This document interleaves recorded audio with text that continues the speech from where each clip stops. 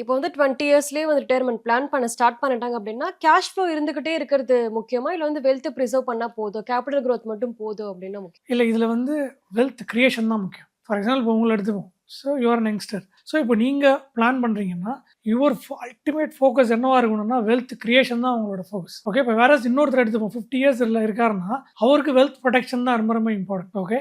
So இங்க வந்து ஏஜை பொறுத்து தான் வந்து வாட் யூ கால் இந்த அப்ஜெக்டிவே டிஃபர் ஆகுது. இப்போ 20 வயசு இருக்கவங்க 25 வயசு, 30, 35 வயசு, 40 வயசு வரைக்கும் நீங்க 45 வயசு கூட எடுத்துங்க. இந்த ஃபர்ஸ்ட் 20 to 45 20 இயர்ஸ்ல யாரும் ஒர்க் பண்ண போறது இல்லை. 25 இயர்ஸ் தான் ஸ்டார்ட் பண்ணுவாங்க. ஸோ 25 to 45 இயர்ஸ்ல எது அப்ஜெக்டிவா இருக்கணும்னா, ரெண்டு அப்ஜெக்டிவ் தான் உங்ககிட்ட இருக்கும். ஒன்று இயர் ஆன் இயர் உங்களோட இன்கம்மை நீங்கள் இன்க்ரீஸ் பண்ணிட்டே இருக்கணும். ஏதாவது ஜாப் சேஞ்சோ இல்லை புதுசாக ஏதாவது பண்ணி இன்கம் இன்க்ரீஸ் பண்ணிட்டே இருக்கணும். ரெண்டாவது இந்த இன்க்ரீஸ் பண்ணுற இன்கம் வச்சு உங்கள் வெல்த்தை நீங்கள் இன்க்ரீஸ் பண்ணிட்டே இருக்கணும். ஸோ வெல்த் கிரியேஷன் தான் ரொம்ப ரொம்ப இம்பார்ட்டன்ட் 20 இயர்ஸில் ஸ்டார்ட் பண்ணுறவங்க.